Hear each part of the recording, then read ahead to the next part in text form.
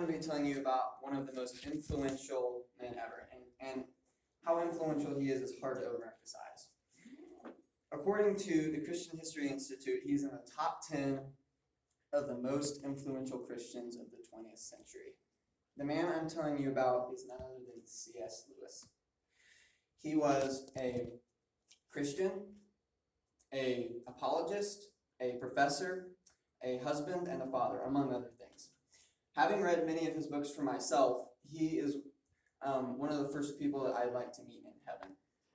And today, I'll be talking about his life story, his literature, his books, and his legacy today. So I'll start by briefly going over his life story. So Clive Staples Lewis was born on November 29th, 1898 in Ireland. And his early life was laden with hardships. He lost his mother at the age of 9, and with her he lost much of what his father had been to him. His father sent him to boarding school soon after. And at the age of 19, he joined the Somerset Light Infantry during World War I, surviving the trenches there.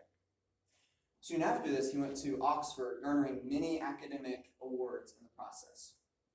And it wasn't until Lewis turned 33 that he came to faith in Christ. According to the C.S. Lewis Institute, his conversion story is incredible. He simply got on a motorcycle on the way to the zoo, not believing that Jesus Christ was the Son of God. Then, getting off the motorcycle, arriving at the zoo, he thereupon believed that Jesus Christ was the Son of God. And this brings me to my second point, which is, after this, Lewis began writing books of a Christian nature. And this is what he's most well known for. In fact, you probably know him as the author of the famous Chronicles of Narnia. For those of you who don't know, that's a 7-book series detailing, among other things, the lives of 4 siblings, Peter, Susan, Edmund, and Lucy, and their adventures in the land of Narnia. Some of his other famous works are the Space Trilogy and the Screwtape Letters. The former, as the name implies, is a 3-book series detailing the lives of humans into the realms of other planets. And the Screwtape Letters is a fictional collection of letters exchanged between 2 demons intent on stealing the souls of humans. Now, Lewis's most heart-rending book ever was written in response to the hardest blow that life ever gave him. He married Joy Davidman, knowing that she was diagnosed with a severe form of cancer.